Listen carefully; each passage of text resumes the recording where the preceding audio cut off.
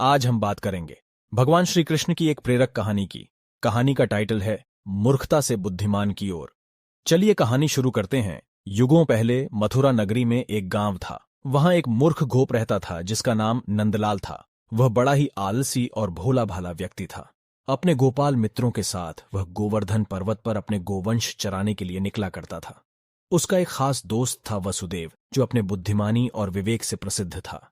एक दिन नंदलाल अपने बहुत से मित्रों के साथ गोवर्धन पर्वत पर गोवंश चराने निकला।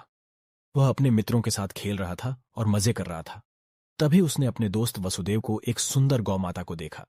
गौमाता का ध्यान देखकर नंदलाल का मन विचलित हो गया।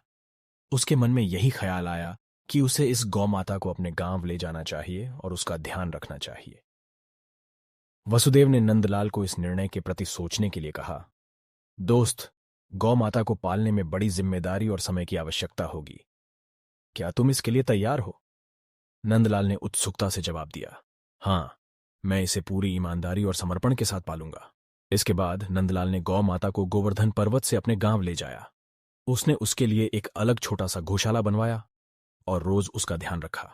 वह उसे अच्छे से खिलाता, पानी पिलाता और उसकी सभी देखभाल करता था। समय बीतता गया और नंदलाल का ध्यान भी सब कुछ बदलता रहा।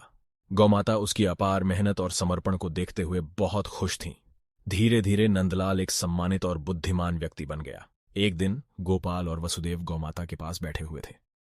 गौमाता ने अपने सभी मित्रों को सामान्य बातचीत करते देखा और चिंतित हो गई। उन्होंने उनसे पूछा, आप लोग ऐसी क्या बातें कर रहे हो जो मुझसे समझ नहीं आ रही हैं? गोपाल ने खुशी खुशी सबसे जवाब दिया, गौमाता, हम तो अपनी बातें कर रहे थे, परंतु जैसे आप समझती हैं वैसे हम नहीं समझ पा रहे थे।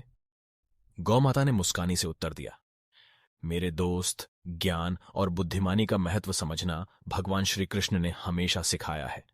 एक मूर्ख व्यक्ति भी बुद्धिमान बन सकता है, बस उसके दिल में समर्पण और मेहनत होनी चाहिए। नंदलाल ने अपने अज्ञानता से बुद्धिमानी की ओर प्रेरित होकर वहां से निकला।